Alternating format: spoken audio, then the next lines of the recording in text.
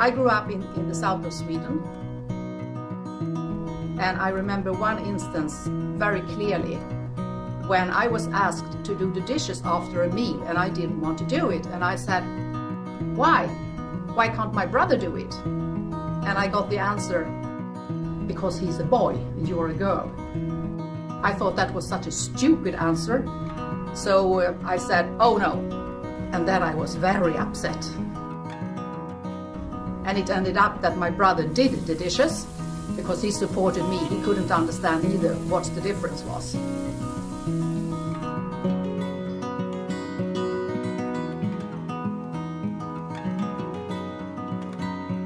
My name is Sonja Hönig-Schug, and I'm president of Zonta International and Zonta International Foundation for the biennium 2016-2018. Going to school, I had bigger ambitions than was expected from me,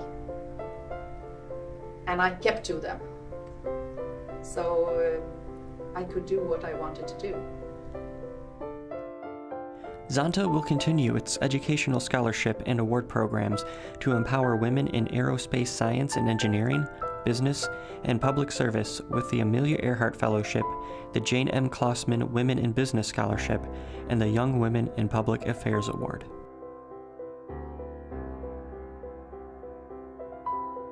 We have 4 projects coming up, 2 new and 2 that are continuing. The Privetствие project that we have in Liberia. We have been working with it since 2008, but I think due to the Ebola crisis, there was a flashback. In Liberia, women and girls are suffering from a stigmatized condition called fistula. A prolonged and obstructed labor damages the mother's nerves and organs and causes incontinence. Meet Victoria. She never heard of fistula before it happened to her. A doctor explained that she could be cured and took her to a rehabilitation center. At the center, she was not just treated to heal physically. She learned how to sew, taking on a skilled trade that would make her self-supporting. She now owns her own shop and has a savings bank account. Zonta will continue supporting UNFPA's Liberia Fistula Project to reach more women like Victoria. We have a project in Madagascar, and I'm very excited about this project because it's really about education, and I feel that education is the key to development in the future. This is Lantoni Rina. She lives in a village in Madagascar with her mother and sister, who both dropped out of school at an early age to marry. But with the support of her family, Lantoni Rina is determined to finish her studies and realize her dream of becoming a teacher. Zonta International is partnering with the U.S. Fund for UNICEF to support parents in Madagascar to send their daughters to school, provide adequate training for their teachers, and ensure that girls have a proper environment in which to learn.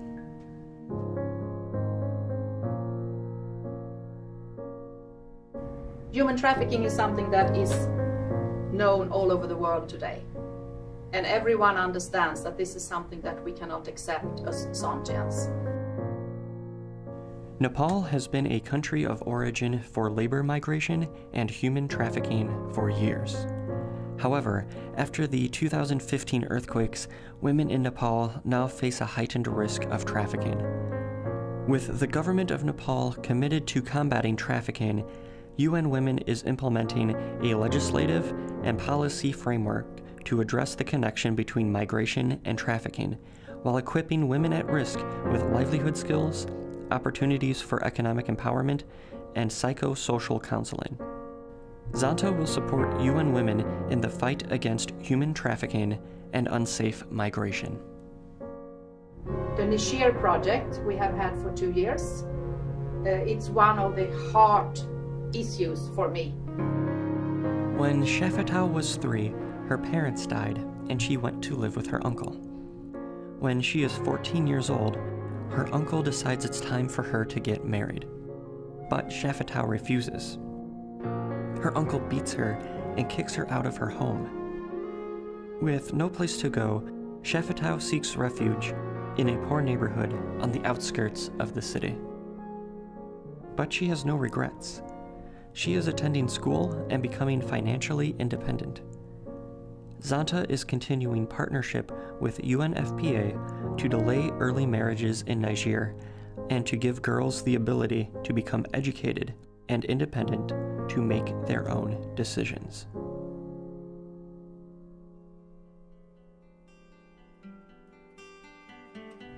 When I see all of these 4 projects, they have one common thing, and that is economic empowerment and self-sufficiency for women.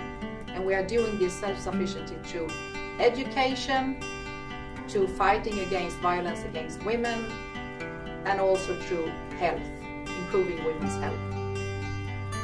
And altogether, what do we want? We want them to be independent, to be able to take care of themselves, to be able to take their own decisions.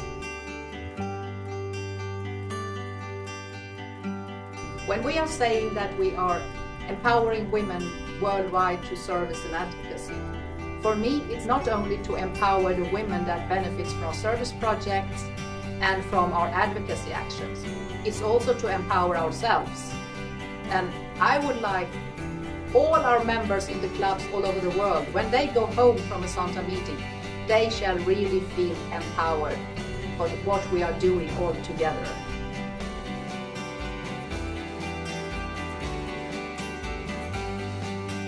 Adding membership, that is not a goal in itself. We need members that are qualified, members that are passionate, and members that really want to work.